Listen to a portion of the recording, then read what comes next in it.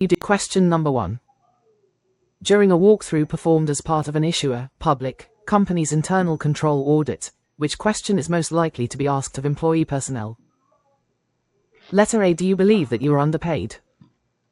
Letter B. What do you do when you find a fraudulent transaction? Letter C. Who trained you for this job?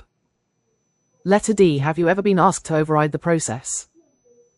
Correct answer is letter D. Explanation. Letter D is correct because asking whether someone has ever been pressured to override a control gets directly at fraud risk and control override vulnerability, which is exactly what a walkthrough is meant to probe. Questions about pay, training, or a hypothetical fraud discovery don't speak to whether controls actually function as designed.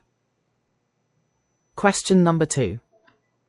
For purposes of an internal control audit performed under Public Company Accounting Oversight Board requirements, an account is considered significant if there is more than a letter A. Reasonably possible likelihood that it could contain immaterial or material misstatements. Letter B. Remote likelihood that it could contain material misstatements. Letter C. Reasonably possible likelihood that it could contain material misstatements. Letter D. Remote likelihood that it could contain more than inconsequential misstatements. Correct answer is letter C. Explanation. Letter C is correct because the significance threshold is specifically about a reasonably possible, meaning more than remote, chance of a material misstatement. Broadening it to include immaterial misstatements, or lowering the bar to a remote likelihood, would sweep in far more accounts than the standard actually intends. Question number 3. Which of the following is most likely to indicate a significant deficiency relating to a client's anti-fraud programs? Letter A. Audit committee passivity when conducting oversight functions. Letter B. A broad scope of internal audit activities. Letter C. A whistleblower program that encourages anonymous submissions. Letter D. Lack of performance of criminal background investigations for likely customers. Correct answer is letter A. Explanation. Letter A is correct because a passive audit committee, one that isn't actively engaged in oversight, is a recognized red flag for weak anti-fraud programs. A broad internal audit scope and an anonymous whistleblower program are actually positive signs, not deficiencies, and customer background checks aren't really an anti-fraud program indicator in this sense. Question number 4. For purposes of an internal control audit performed under Public Company Accounting Oversight Board standards, the as of date is ordinarily letter A. The first day of the year. Letter B. The last day of the auditor's fieldwork. Letter C. The average date for the entire fiscal period. Letter D. The last day of the fiscal period.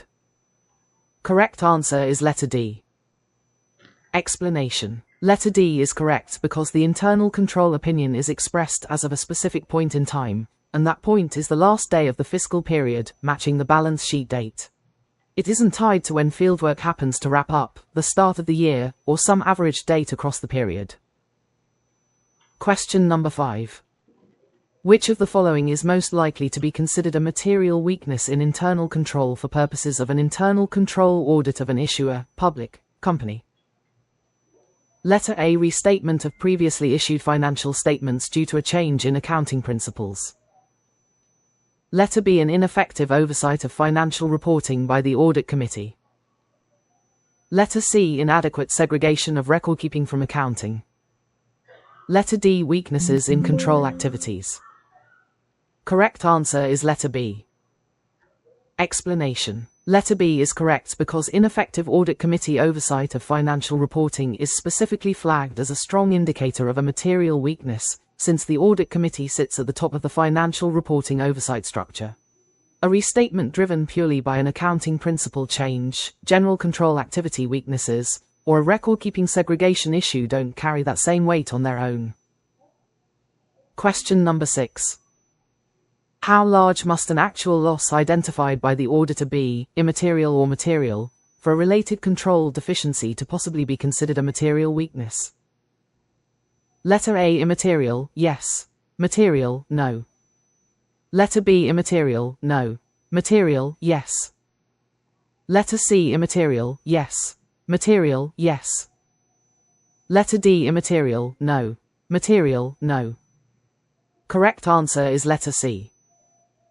Explanation. Letter C is correct because a material weakness is about the reasonable possibility of a material misstatement, not about the size of any actual loss found so far. Even a small, immaterial actual loss can point to a control gap capable of producing a material misstatement, so both immaterial and material actual losses can potentially signal a material weakness. Question number 7. In an integrated audit, do material weaknesses and do significant deficiencies lead to an adverse opinion on internal control? Letter A. Material weaknesses, yes. Significant deficiencies, no. Letter B. Material weaknesses, yes. Significant deficiencies, yes. Letter C. Material weaknesses, no. Significant deficiencies, yes. Letter D. Material weaknesses, no. Significant deficiencies, no. Correct answer is letter A. Explanation. Letter A is correct because only a material weakness is severe enough to drive an adverse opinion on internal control. Significant deficiencies are real concerns worth communicating to those charged with governance, but on their own they don't rise to the level that changes the auditor's opinion on internal control. Question number 8. A control deficiency that is more severe than a significant deficiency is most likely to result in what form of audit opinion relating to internal control? Letter A. Qualified. Letter B. Adverse. Letter C. Unqualified. Letter D. Unqualified with explanatory language. Correct answer is letter B. Explanation. Letter B is correct because a deficiency more severe than a significant deficiency is, by definition, a material weakness, and the material weakness leads to an adverse opinion on internal control. Internal control opinions don't use the qualified opinion concept the way financial statement opinions do. Question number 9. Consider an issuer, public, company whose purchases are made both through the internet and by telephone. Which of the following is correct? Letter A. These types of purchases represent control objectives for the audit of internal control. Letter B. These purchases are the assertions related to the purchase class of transactions.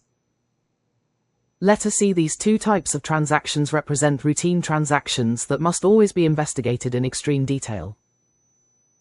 Letter D. These types of purchases represent two major classes of transactions within the purchases process.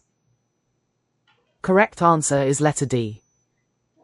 Explanation. Letter D is correct because internet purchases and telephone purchases are simply two different classes of transactions flowing through the same broader purchases process, each potentially needing its own set of controls examined.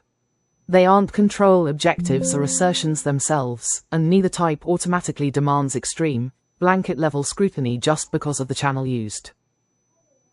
Question number 10. A circumstance-caused scope limitation prevents an auditor from evaluating internal control relating to a significant account in a Sarbanes-Oxley Section 404 internal control audit. This is most likely to result in a N. Letter A. Adverse opinion. Letter B. Unqualified opinion with explanatory language. Letter C. Qualified opinion. Letter D. All of the above are equally likely. Correct answer is letter C. Explanation. Letter C is correct because a scope limitation tied to just one significant account, rather than pervading the entire internal control evaluation, is generally handled with a qualified opinion. An adverse opinion is reserved for material weaknesses actually identified, not for an inability to test in the first place, and a scope limitation of this kind can't simply be waved off with unqualified language.